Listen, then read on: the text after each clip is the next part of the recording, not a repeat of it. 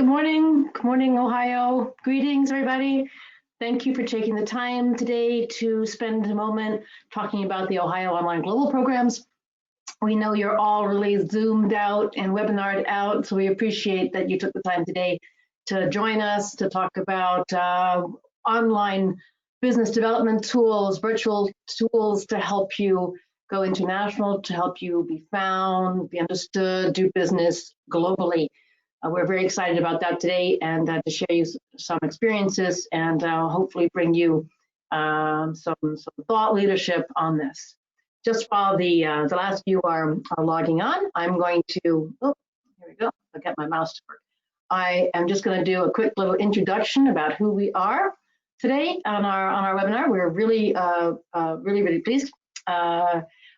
So my name, first of all, is Susanna Hardy, and I'm Chief Content Officer at IBT Online. Really happy to be here and share some of our experiences with you. And I'm joined by my wonderful colleague, Joelle. Joelle heads up our marketing, our online marketing team, and she'll be contributing a bit about the online marketing world, what that means for an exporter, how you could leverage your online presence for lead generation, and so on. We are delighted, as always, the SBDC are so helpful in all of this and such a pillar for Ohio exporters.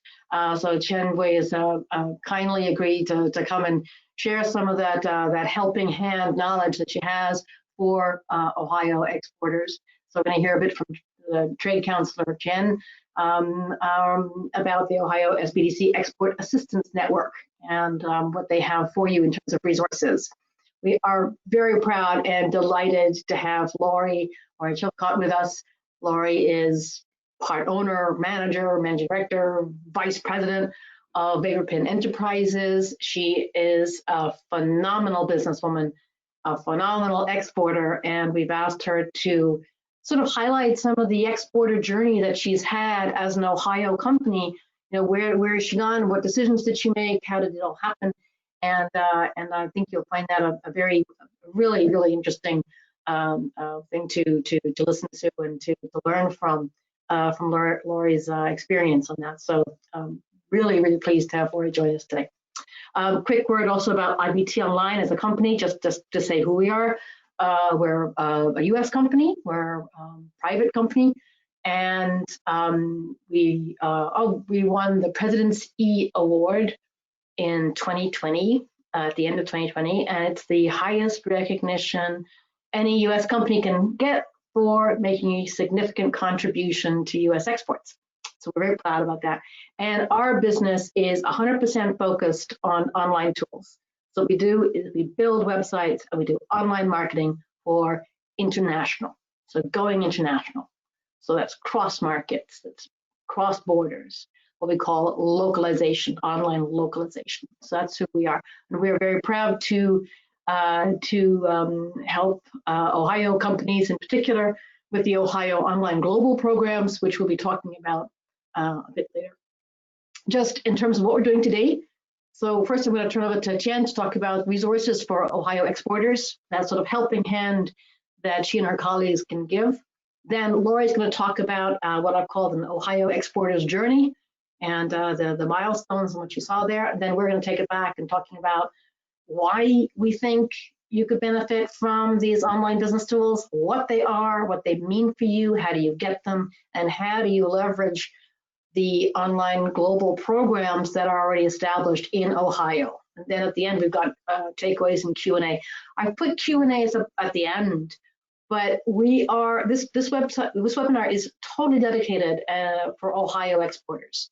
And we know we've already had a couple of questions in actually at the very start. So please do drop your questions in when they occur to you. And if they're relevant at that time, and so we'll scoop them in and we'll have a chat about them. So please do put your questions in, and we'll try and answer them as we go as well to make it a bit more dynamic and really address your issues as we go. So with that, I'm going to turn over to Thien, and who's going to talk a little bit about the resources for Ohio exporters. Thank you. Good morning. Thank you so much for IBT Online for hosting this webinar. Again, my name is Thien Bui. I'm a trade counselor based at Cleveland State University. I cover mostly the Akron area, and my supervisor, Nate Ward, covers the upper Cleveland area. So today I just want to take you through just a couple of programs and services that are available to Ohio exporters.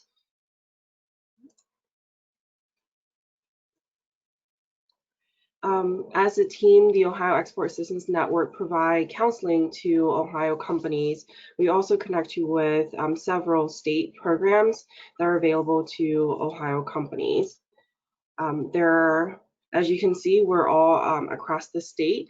This is contact information for me and all of my colleagues. So if you're in Ohio companies needing export assistance, please make sure or feel free to reach out to any one of us on this list. As a team, we provide export counseling to Ohio companies. We can help you with looking at export readiness. We can talk to you about market prioritization, market research, looking at your export compliance program, logistics, documentation, preparing you for trade missions or trade shows whenever those happens again in person.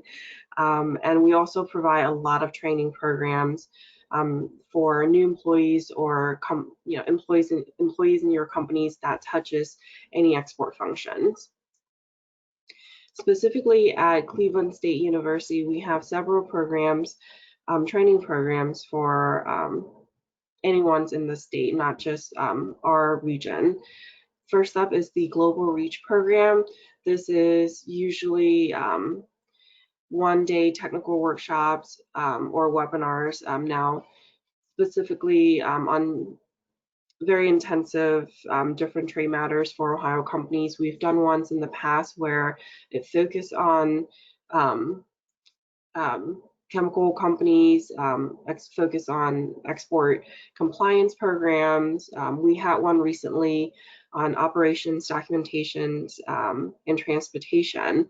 So be on the lookout for additional programs that will be coming out here in the next couple months. The other program that we have is the Global Target program, which will launch later in the fall. This is a export accelerator and mentorship program for Ohio companies. In this program, you will be paired with someone, either a mentor in the industry to help you work on your export plan to help you accelerate that. Last but not least, we have the Certified Global Business Professional Training Bootcamp. This just launched recently, and it will be an online course between now and the end of March. The cost for this program is $295. I highly recommend this training for anyone that is new to your company and touches an export function. It covers a lot of the basic topics that involves in global trade. This is actually a certification that I have to get to do my job. So this bootcamp provides a really, I would say, a fairly well-rounded basic into export training or international trade for anyone that's interested. Next up, I would like to talk a little bit about, I would just want to touch on the IMAGE program. This is a reimbursement grant. The deadline to apply for this grant has passed, however, be on the lookout for it in the fall. The reimbursement grant provide funding for things like trade shows, trade missions, online advertising, website translation. Again, the deadline to apply to this program has passed, but more than likely it will be launched again later in the fall. The other state program that we have available to Ohio companies is called the International Market Support Program. The state of Ohio has contractors in over 80 countries. These contractors are your boots on the ground. They can help with custom market research, or if you're new to a market or looking to expand, they can help you look for those partners. Last but not least, the program I really want to highlight is the Ohio Export Internship Program. We are accepting application for this program between now and February 1st. So if this is something that you're interested in, please apply as soon as possible. The program train a small group of highly motivated students on a course in the spring on the mechanics of exporting. Then we place them with Ohio companies in the summer, and it's a win-win situation for both the companies and the students. The students receive real world experience and being able to help your company accelerate or advance your export programs, while the company receives the help and a dedicated person to help you with your export. On top of that, the state of Ohio will provide a 50% reimbursement for the intern wages. With that said, we are accepting application for this program until February 1st. So if you're interested in the program and would like to talk more about it, feel free to reach out to me and apply at the website here. And the last program I want to touch on is called CARES Act Consultants. When earlier this year, the SBDC at Cleveland State University and the SBDC at the Cleveland Library have joined together and applied to the CARES Act and received funding to then hire these specialized consultants to help Ohio companies that have been affected by COVID-19. And this is available to everyone, to all the companies in the state, and not just anyone, and not just our region in Northeast Ohio.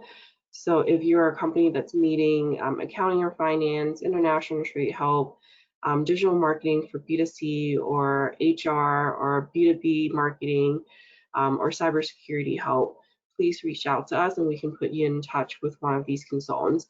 The CARES Act funding goes to subsidizing the cost of these consultants to work with you. So definitely take advantage of that if this is something that you need help with. And this is just our contact information. Nate Ward is my supervisor. Between the two of us, we cover about 10 counties in Northeast Ohio. And feel free to reach out to us if you have any questions. And Susanna, that's it for my part. Yeah, thank you so much, Jen. That was great. I'm actually going to go straight to Laurie now. We're going to hear from Laurie. That was really great. As Ohio companies can well see, they have a large spectrum of help and a helping hand from Jen and her colleagues. Laurie, tell us a little bit about your story in Ohio, an Ohio exporter, please. Oh, I think you're on mute. Thanks for having me, and thanks for the opportunity. I appreciate it very much in sharing our success story for VaporPen. And as Dan was speaking on all the offers from the SBDC, we've utilized a lot of those, and we'll go through those as I discuss our story. So first, I want to give you a little bit of background about the VaporPen those who are not familiar with it. I also work with Cox Colvin and Associates. We're an environmental consulting company. We started in 1995, but we had a client that indicated they were trying to locate a source underneath their building. And at the time, the things that were available to us, we could not utilize because they wanted us to go in at night, not leave anything in place, but be able to determine what was underneath that concrete to determine if they were going to close the building down or remediate. So Craig Cox invented the VaporPen, and it's reusable, and it can be put in a matter of minutes, and you can locate sources just by taking that sniff of air. We've located contamination 15 feet below the surface. You can measure pressure with it. You can check your temperature. Radon specialists use it to test the pressure and determine what size mitigation systems they need to install. You can do long-term monitoring, continuous monitoring, but for this site, we had utilized it to determine where that contamination was, and it provided us a way to do a focused soil sampling campaign. So after we did our testing, we decided to take it in January to the Ohio Brownfield Conference and share it with the EPA, the Ohio EPA that was there, to see what kind of feedback we would get and reaction.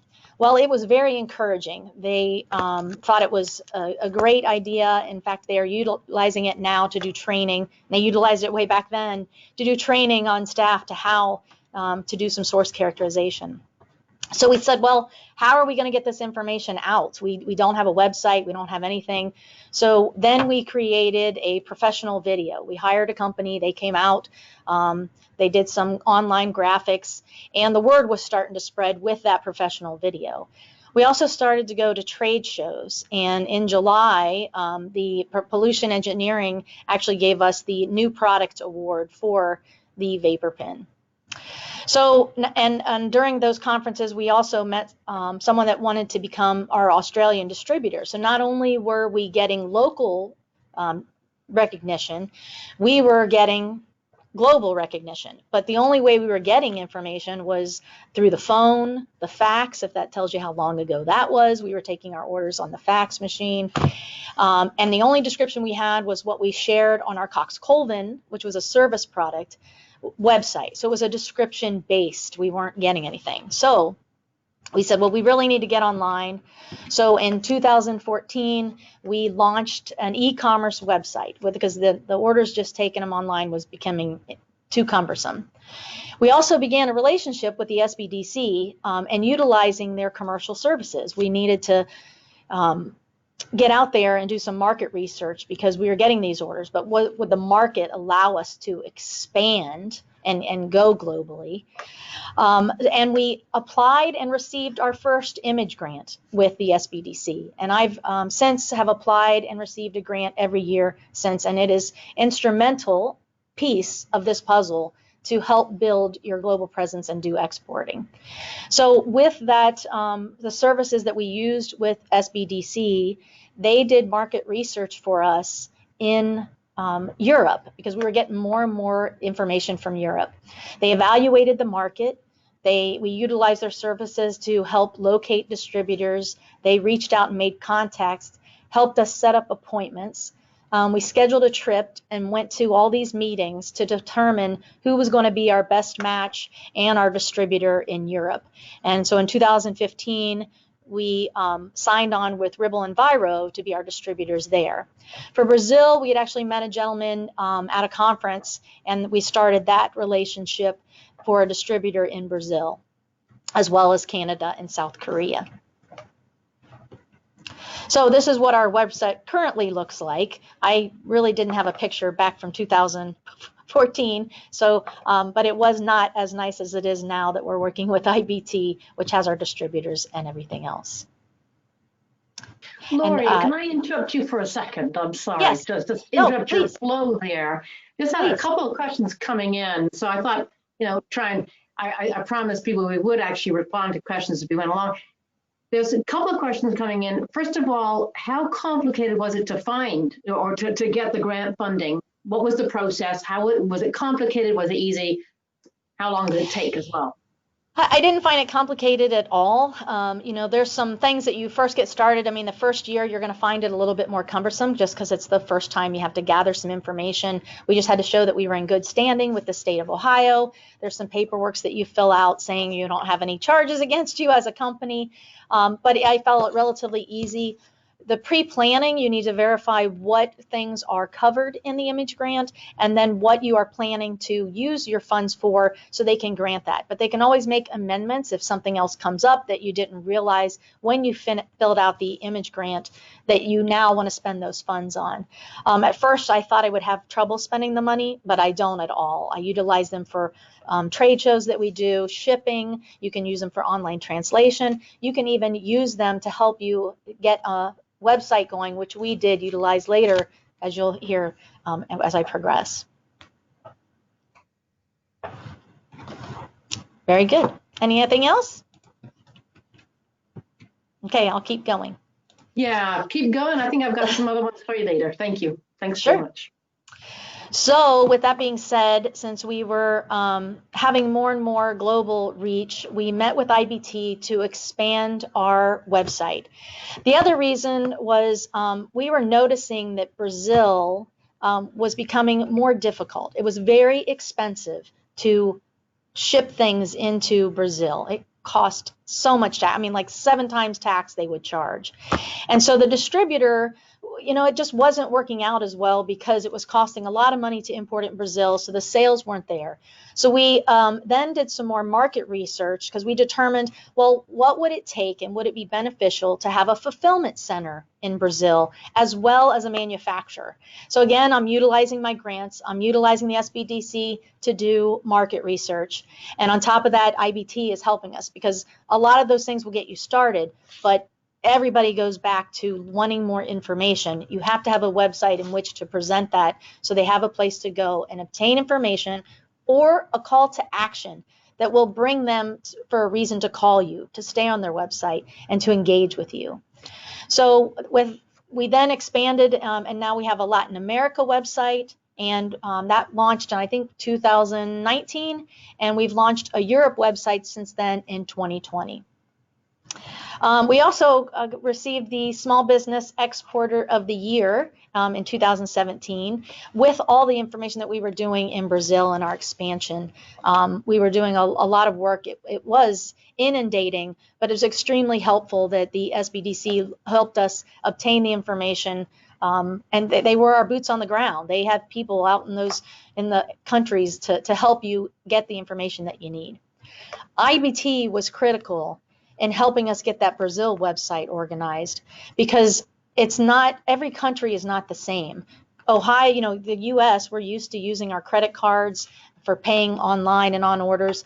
Brazil doesn't like to do that. They like to pay with boletos. So you have to know how to create those boletos. IBT was instrumental in putting together all the tax documentation that had to occur online with Tiny and all the idiosyncrasies that had to occur between the website and the tax and submitting those invoices to the government. We could not have done that without IBT. So we also have utilized the internship program. We've utilized we actually have someone that is now in charge of our South American market that studied at Ohio State University, researched our project. He's from Brazil and he speaks Portuguese. He's been very instrumental in helping to move that market forward and work with IBT to expand our Latin American presence and with the Brazil website. So we also set up a sub-distributor in Italy, France, and Spain last year. Even with COVID, we were still expanding. It was quite a feat. We're very proud of that fact. And now we actually are having distributors reach out to us, but it's helpful that the SBDC is still there to help us research those companies prior to going into those agreements. And we signed on our first U.S. distributor in California this year. We have not had a U.S. distributor since we distributed out of our own facility, but we were getting inundated with calls after 5 p.m. here on the East Coast, so we thought it would be beneficial to sign up to have somebody help us on the West Coast. Laurie, if I could interject again, just sure. 1 or 2 more questions coming in. One was, how did you find IBT online? Were they in Brazil? Where were you?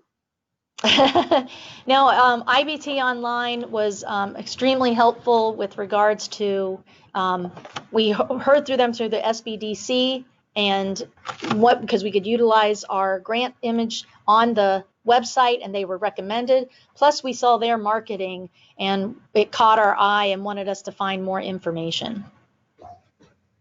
A quick other little question, if I may, Laurie, that's just also come in is this, you're talking about expanding distributors and how you're looking at new distributors. Does your website help you find distributors?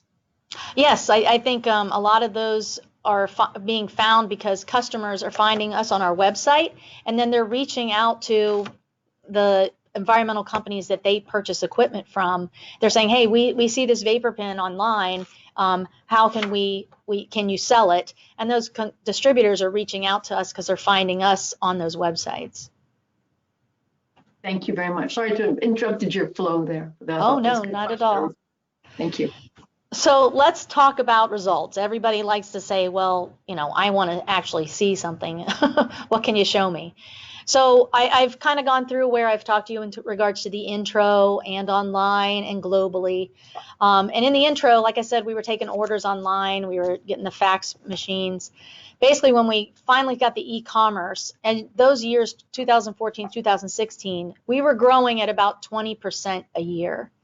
And then as we became global and really expanded our market and expanded our reach with our websites, we've continued to grow, and now we're growing at 28% a year. So those aren't all global sales, but they're helping us reach more customers and expand our reach. And it's also helpful that when we do trade shows and webinars, we utilize the calls to actions, we utilize the UTM codes so we can track traffic on the website to make sure and understand how the market is working. So that was our growth. So let's talk about the future. And the future is a lot different now with 2020. And I did want to mention that COVID we missed our mark with 2020 a little bit because of COVID. But, because when everything kind of shut down, everything came to a screeching halt. So we definitely felt the sales, and it hit in April. But it has picked back up since then. And so we're expanding we're going to update our homepage. We're going to have a new homepage that we're working on the process because people want more information, more videos, more instruction.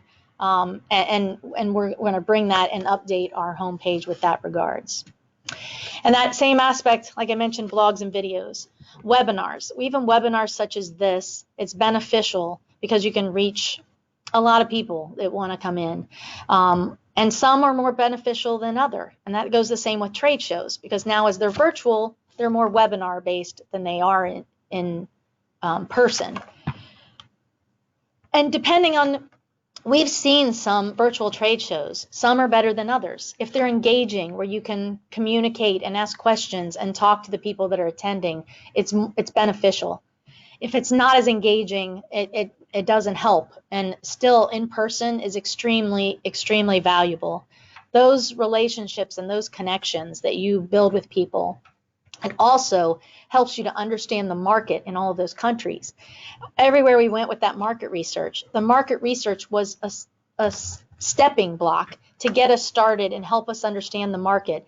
But to be in those locations, to gain those relationships are very powerful. We have relationships in Brazil that now, we're not there all the time, but they watch out for our product. They let us know if they see something. We discuss with them on what their regulators are doing, what their market is doing. So the market research is very helpful, but so are in-person relationships. We're currently utilizing SBDC to do Peru market research because we're going to do a webinar. That's actually going to be all of Latin America to share with the regulators. And it's actually going to be hosted by the regulators there in Peru. They want to expand their knowledge of vapor intrusion. And generally, all the other countries utilize the U.S. and they go to the U.S. for guidance on how to get those regulations. But all of this is a working relationship. We all work together. You need to utilize your website to help expand your marketing, because when you're no longer there and doing that in person, they're going to go back to your website. It has to be strong. You need to be able to track the traffic that's coming in using those UTM tags, understanding, well, I was here in this state, am I showing any response from that market? All of them are important. And the nice part about webinars is we've seen the results of having an even bigger voice because more people can come because they don't have to spend the money to travel. So there are the benefits of having a webinar as well. So, and that has also taken us to, we are actually now founding members of the Association of Vapor Intrusion Professionals. So this market, not only are we growing, because our first market was consultants. We actually sold to our competitors, which was our biggest hurdle when we first started this little transition was, we are going to sell to our own competitors as Cox Colvin and Associates. And that was really short-lived, but the market has expanded. We would get calls then from radon groups saying, do you know we're using your product for radon? No. Now we have, excuse me, radon consultants, home developers, still our largest volume is consultants. But it grows. Laboratories, regulators, it's very diverse. So with that, that's my contact information. If anybody has any questions, I'd be happy to answer them. Laurie, thank you so much. That's fantastic. I just have one little question before I take back the screen. It's just sort of like crystal ball gazing, you know. In your crystal ball, where do you think your activity, your sales are going this year? Do you anticipate a decline or flat or up? Right now, they're showing that they're still going up. In fact, we were just talking this year with regards to do we pre-order, because we're looking at taking the manufacturer that we created in Brazil. Should we fill some of our orders that are international from our market in Brazil, because they were growing so big. So we can have a fulfillment center that's in Brazil fill some of those international markets while we're here. And that's a positive, but we do see it growing up. Surprisingly, we were saying that this year, do we order more inventory or do we pause to see what's going to happen? And we couldn't pause because the orders were coming in more unexpectedly this month, as a matter of fact. I'm delighted to hear that. I'm really delighted to hear that. Thank you so much, Laurie. And Laurie is going to hang on to the end as well, because I know there's some more questions coming in. Thank you very much. And but we're going to turn now and talk a little bit more about why we think Ohio exporters need virtual tools. And I'm going to, I have to show my screen in a different way. I'm sorry about this. Ooh, apologies. It's gone back to the beginning. Here we go. Up there. Let's start with the why. Let's start with why we think Ohio exporters need virtual tools. And this is something we saw throughout 2020, was talking to companies. They were, at the start of the pandemic, they were very, very preoccupied with four big things, four big topics, looking, care, looking after employees, cash flow, costs, supply chains, and how to maintain existing relationships in business with distributors or end clients. And then the fourth part, how to generate sales, how to drive the top line at a time when you couldn't go to a trade show, you couldn't go and visit your competitors, your salesmen, your prospects, anyone. And it's really that fourth category where online development tools, websites, and online marketing comes in. It's all about the top line. We build websites in order for you to generate sales and generate leads and such. That's really, I think, what I wanted to say. And when we talk about this online world, let's just describe that for a second. These numbers come out from October 2020. So 60% of the world's population is 4.66 billion people are online every day for 7 hours a day. And it's still growing. It was up 7.5% last year in 2020, and it's still growing now. And if you look at active social media users, similarly, it's growing at double-digit rates, 12%. This is good news. This is good news for Ohio exporters. It means you know exactly where your prospects are and you know exactly how to reach them. They're all online, and you can reach them through social media or online marketing. So, don't take that as a scary number. Take that as a challenge, as a good number, as a good way of looking at it. So just to quickly answer that question of why do you need localized websites or online marketing business tools? One, because the world's online. This is you need to grab that, and as Laurie said, even when you leave the trade show, even when you leave that country, your website's still acting for you 24/7. We also think that, crystal ball gazing here, but we think, in fact, that a lot of those trends accelerated in 2020. It's even more online. The world is more online, and it's not going back. So it's the best way to get found and understood, do business is using your website and online marketing. The good news as well is there are basically only two kinds of tools that you really need. The first is websites, and the second is the communication in online marketing. Websites can be small, big, tiny, e-commerce, no e-commerce, whatever.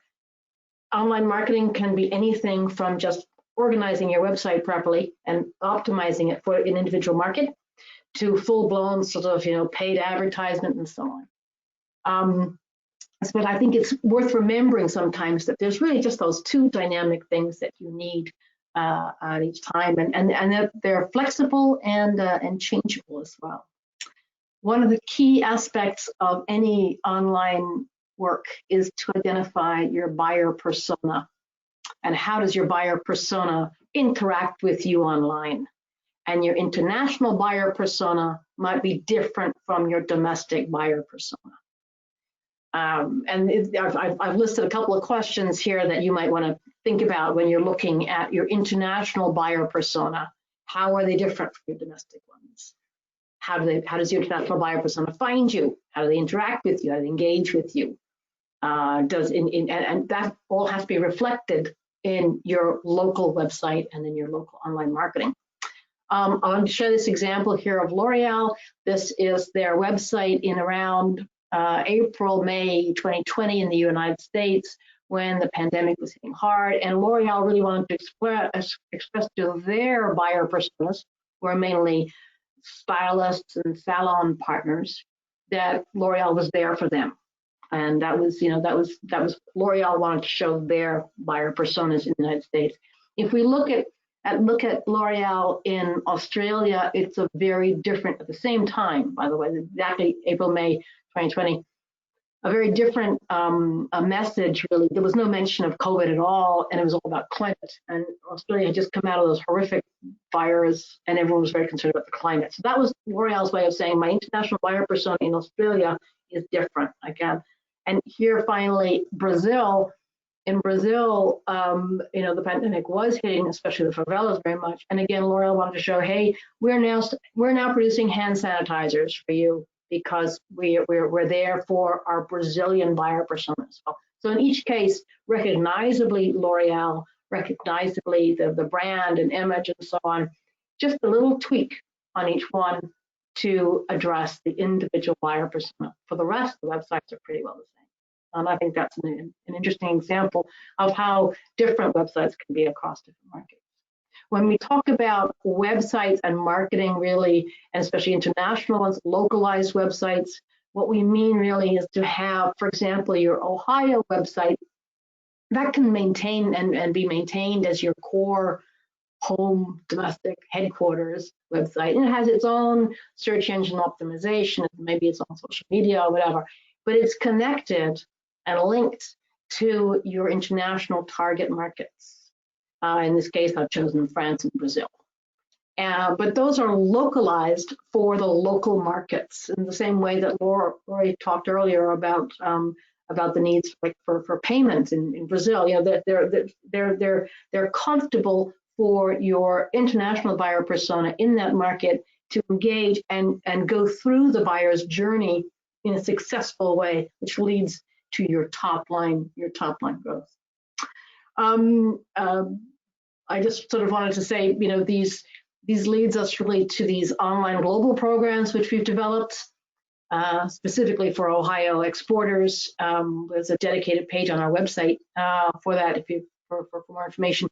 And I've listed on the right-hand side some of the big reasons why Ohio companies tell us they get on, they do these programs. Why do you want an international website?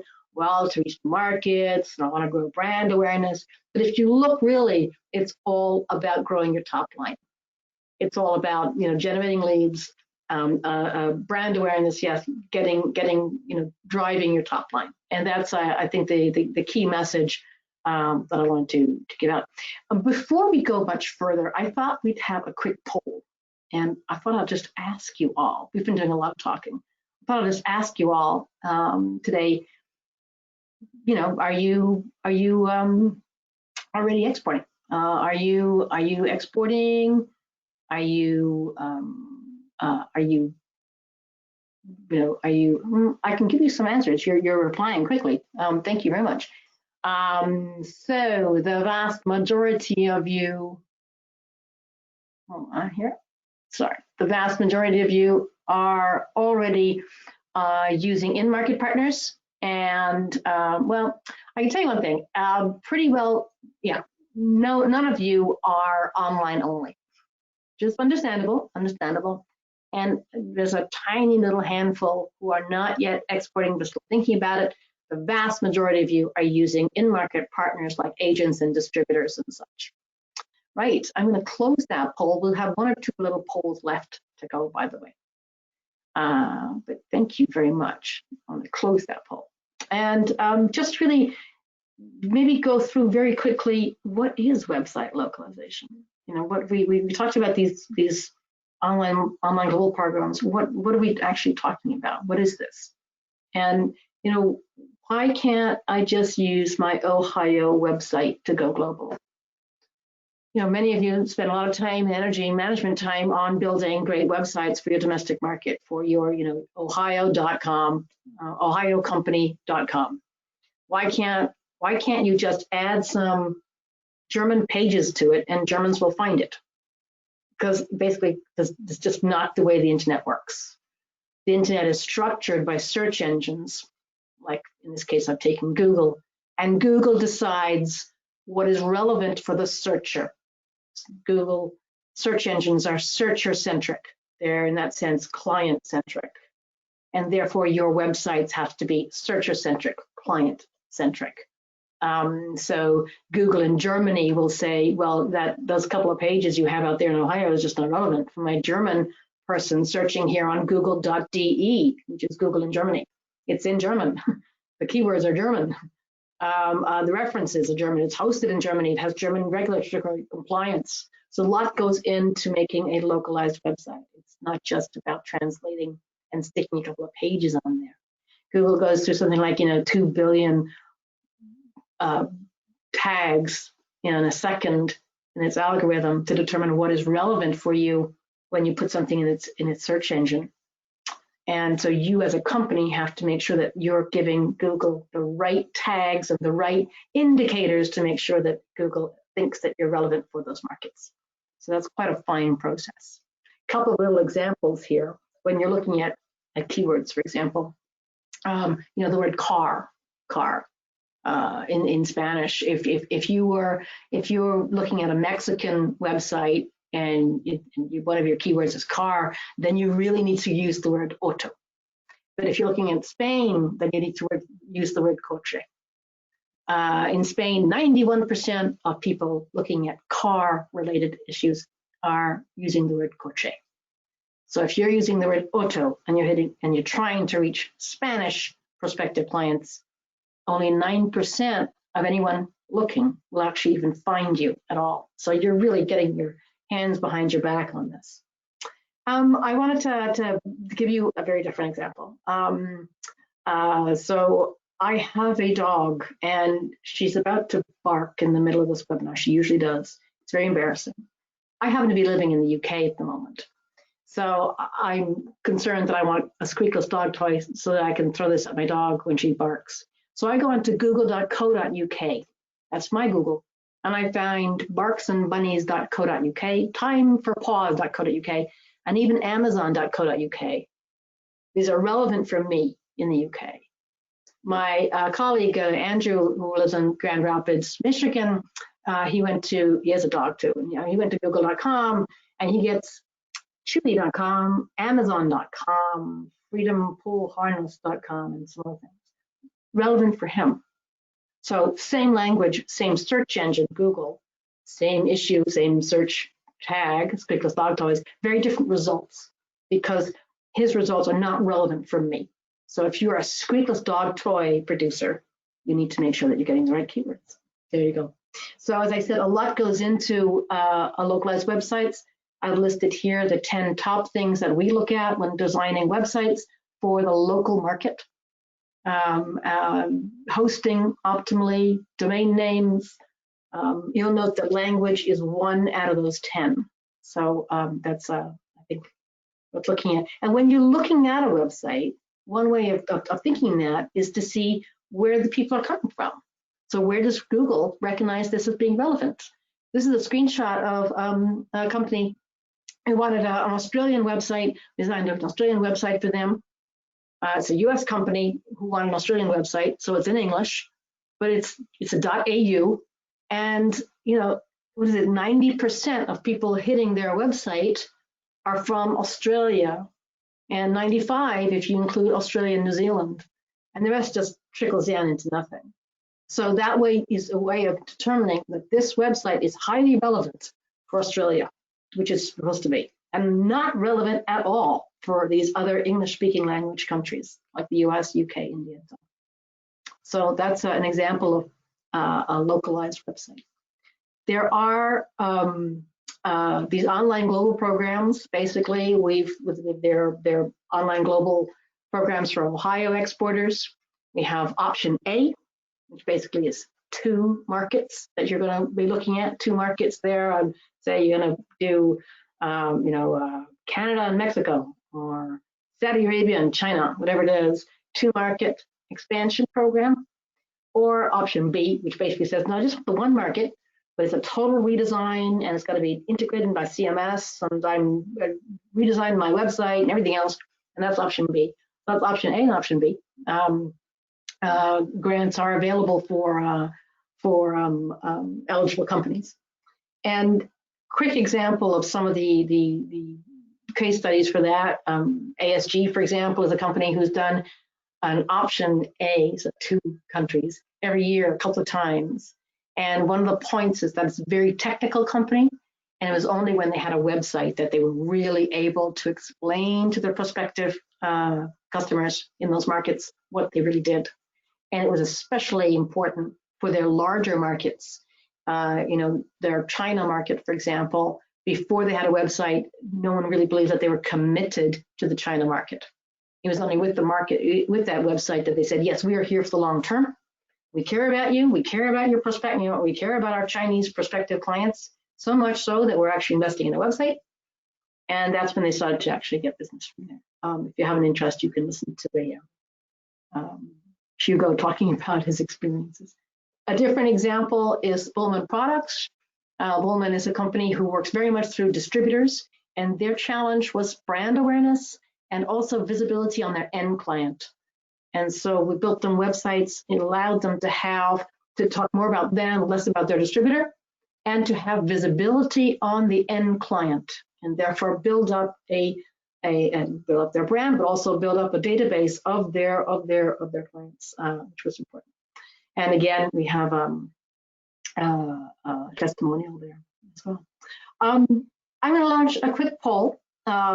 If any of you are interested in either of those option A or B, if you're interested in website localization and would like to know more about it, or have some more resources or infographics, whatever it is, let us know, and we will send you appropriate, or get in touch with you or whatever. So if you are interested, please then let us know and we'll contact you, or otherwise not. That would be great. Thank you very, very much for that very enthusiastic response. Appreciate it. Okay, I'm going to close that poll, and I think I'm going to turn straight over to Joelle, because we're running out of time. Joelle, do you want to talk a little bit about international online marketing quickly? Thank you. Absolutely. Thank you, Susanna. Very conscious of time. I'll just going to go through it fairly quickly. So if you have any questions, you'll have my contact details at the end of the presentation. Feel free to reach out. But I just really wanted to take a few minutes to highlight, as Susanna mentioned earlier, there are 2 parts of your outreach, your website, but then you have your online marketing, anything that you can do digitally. And I just really wanted to take some time to highlight some of the power of digital marketing, the power of social media marketing, that depending on what context and depending on what market you're targeting can really make a difference on your on how your localized website performs and your exports. So here, just highlighting social media use around the world, data very fresh, October 2020. What really strikes here, we've seen 4.14 billion people are using social media daily. And the vast majority, or 99% of them, are using it on their mobile phones. So there are quite a few little things that you need to think about when devising your strategy. But what's really interesting here for us is that over 43% of internet users use social media for work purposes. So this is great news for companies and exporters. You know exactly where your clients and prospects are and what they're doing. So social media is no longer to be considered just a personal tool. More and more so, people are going on social media for work purposes. And you know, the next slides, I just wanted to highlight again why you need a social media strategy. Why can you not just go and post? So really, this is important to expand your other marketing efforts, build brand awareness, and connect with your audience. And you know, your online tools have really been key to level the playing field. So once upon a time, you know, you had a very distinct who had a bigger budget would have a massive impact, but now every company can be on social media. Every company can create fantastic video content by just using your mobile phone and going around your factory or the shop floor and filming what your colleagues are doing. So really, social media is one of the most powerful ways to connect with your audience, but also it will help you attract buyers to your products and services, and it will give you the ability to directly have the conversation with those individuals at the time and place of their choosing. So really be there when they are there. And on the next slide is a great example of a Facebook campaign we ran for one of our clients on social media. And this is just really to show you that each market will need and deserve its own strategy. Here we can see how the same post promoting the same product, really being mindful of the localization for keywords and images always. But we can really see here how the Mexican audiences, we've had 20,000 engagement, and then we went to look at the UK, we had 1,000, and we're like, okay, maybe, you know, the Mexican campaign performed much better than the UK, right? That's a fair assumption to make. But if we moved a little bit deeper into the data, we could really see, if we look at the full buyer's journey, then we know we need that level of engagement in Mexico to obtain the same level of conversion. So here, if we look at the, for example, the conversion, what we call here a request acquired form or a direct purchase, if you have an e-commerce website, you know, the yellow and the green are pretty similar across the two websites. But what we knew is that the conversion rate in the UK can be much higher than for Mexico on the website. So really, this is just a very quick example to say, get to know your audience, do your research, and devise your online marketing strategy accordingly. So then you can also monitor and look at your results in the best way possible. Another very important aspect to consider when you launch your social media strategy or online marketing strategy is choose which platforms are worth your resources and do not stretch yourself too thinly. It's important to know where your buyer persona are and which social media platform they're likely to use to engage with companies like yours. So here we're looking at a map. We've looked at all the coverage to increase a little bit more African countries as well. And as a result, Facebook really appears stronger than ever. So it really is the leading social network in the world. But if we dig a little bit deeper again, what's going on behind the scene? What's going on behind the first place? If we look at look at the second ranked in terms of popularity social media platform around the world, we can really here see the map showing, out of 58 nations, Instagram continues to do pretty well. But then we have some very regional and, as we say, native social media platforms that might be exactly where your audience is engaging with. So dig a little bit deeper, do your research, and understand what platforms are worth your resources. And here, just really don't forget to plan, and don't forget to set your goals for your social media strategy. You want to make sure that this part of your marketing strategy is aligned with your business objective. And this will also give you the starting point to decide what you want to achieve and consequently how you're going to monitor this. So here, just a quick example to see how through one social media platform, I've taken Facebook here as an example, you can already define clear goals, clear objective, and be able to track them accordingly. So it's a very quick roundup, and I know I'm going through this very quickly, but I know that you've had a lot of information to take in today, so we can go through this in a bit more detail. But in terms of best practices, when you're looking at your marketing, have a localized website to really act as your local springboard. Know your audience, get to know your buyer persona and their journey, set your goals for your social media or any kind of online marketing strategy, choose wisely which platforms are worth your resources, answer all comments and mentions. So social media is a fantastic place for conversation, but make sure that you do engage with that audience that then engages with you. As we mentioned, set goals, but look, analyze, keep learning, and keep moving ahead. Don't stop. It might take a little while to get your strategy optimized, but if you keep going and you keep analyzing your goals, you'll see that the results will start coming in. Before I hand it back over to Susanna to just wrap up, and then we can look at some of the questions that came in, I just wanted to highlight again at IBT Online, we have 2 specific programs that have been designed around international online marketing. And these are the fastest, most cost-effective way really to be found, understood, and become easier to do business with in your target markets using search engine marketing, search engine advertising, social media marketing, reporting and analytics, as we mentioned, very important, but also email marketing, content marketing, and CRM HubSpot integration, for example.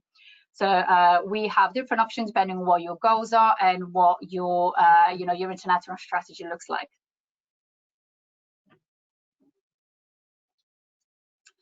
And just to conclude, we have here an example, for example, Amsoil are a synthetic motor lubricant company based in the US, and they have joined us on their online global journey. They're now marketing and have localized website for Australia, France, India, Latin America, the UK, and now planning to expand onto other markets in the new year. So for them, we are month to month, we're working very closely with a team to run localized marketing campaigns through social media and search engine optimization. So through a marketing plan that we've devised with them and optimized through time, we've been able to increase the sales, increase the brand recognition, acquire new distributors in the key markets and key region, but also really align with the business growth in the target market, always looking back at what's happening in the US and how the company is progressing in general. I hope I didn't go through too quickly, Susanna, but just wanted to leave some time for questions at the end. No, that was brilliant. Thank you very much. As we have been, it is a bit of a whirlwind tour. But before we get to questions, I just want to ask also, if people are particularly interested in the marketing side, if you want to learn more about the online marketing, how does that work for international markets? Let us know. And we can scoop back to you if you like. And again, I'm very pleased with that enthusiastic response as well. Thank you very much.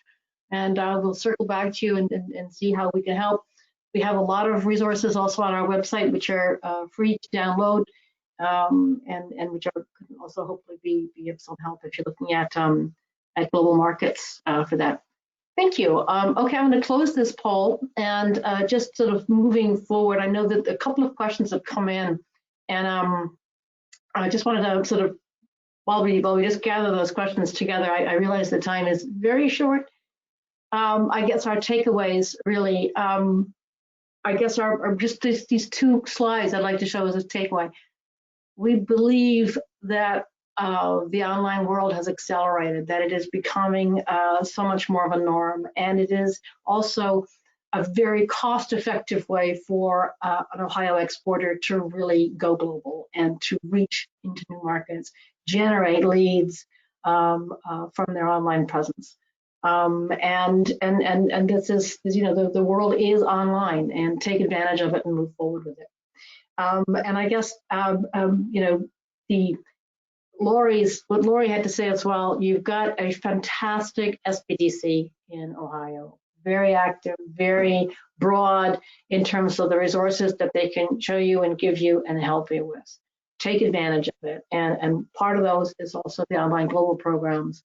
If you have an interest in online tools, we'd be very happy to talk and give you our responses. With that, I'm going to close out the presentation. We've kind of gone through all the time. 2 very, very quick questions that have come in. Well, first of all, yes, you will get a recording of this webinar in your in tray in about 2 days' time. 2 very quick questions. One for Laurie. how did your distributors react? Did you get any negative feedback from distributors at all? Laurie. Do you mean when we first interviewed the distributors or now? So we didn't get any negative feedback. If there were some distributors that we had met after our SBDC did the research and we met with them, it was just that it wasn't a fit. There was no negatives. And then when we got the distributors and actually went to meetings, because then I'd arrange another trip and go to meetings with the distributor to their customers. One to kind of, they had to learn the ropes. We were doing training, explaining the vapor pen. But the biggest comment I got back from the distributors is they were amazed that as we went in to speak to their customers, none of their customers were giving negative feedback in either. There wasn't really any negative feedback on the product. They thought it was such an easy thing to take out and explain that they were amazed at that. So no, we didn't get any negative feedback, thankfully, other than it wasn't a good fit. Thank you. Laurie, another question just about the online side. How much management time does it take you for these websites? Well, the nice part is I have IBT to help me. I can reach out when there's an issue, and I have done so. I've got tickets with IBT right now that, I noticed there's a new thing with FedEx that they can create the label for us that helps kind of make that happen online behind the scenes automatically. They're working at that. We get a new distributor. I send the information to IBT. They push it out across all of our websites. So the nice part is that we have to give some content. Guy Silva, who I mentioned earlier, he's very helpful. He's coming up with some information to share with IBT to load on our websites. But that's the gist of it. Thank you, Laurie. Quick question also for Thien. To start the process, I think he means the online global process. Do I call you, Thien, or do I call IBT? Thien? I'm sorry, Susanna, can you repeat the question? Sorry, the question was, to start the process for the online global programs, do I call you or do I call IBT online? For the online global program, you would have to call IBT. Can I answer some of that question too? Because they're probably talking about that we had utilized some of our grant money to expedite our online global program to get our market. So I applied for the image grant. We put that as part of our thing that we were going to expand our market and open up an Europe website. So we used some of our grant money to do that. But you need to, there's lots of things you could be working with the SBDC group as well as IBT. And like I said, it's all a marriage made in heaven that you work all those together to help take you globally. Thank you, Laurie. And perhaps for either Thien or Laurie, can you use the different programs more than once? Yes. Yeah, definitely. Like Laurie mentioned, the image program, for example, you can apply to it year after year, and you're more than welcome to become a repeat customer. The purpose is to help Ohio companies enhance their export initiatives. So if we're still helping you expanding, you're more than welcome to come back and utilize the program. Yeah, you do have to answer questions at the end. They ask you, is it helping? Kind of what are the matrix so that they can understand that you're getting a benefit out of the image grant. But there are a multitude of services to utilize, and we've used the market research for I don't know how many countries yet. Sometimes we keep them very busy, and whether it's a market research because we want to know what's going on, whether it's then looking for customers, that's another different version of the market research, or whether it's looking for a distributor. Again, there's a wide range of the way you can utilize the services that they provide, and it just helps you gain that momentum to then bring it online.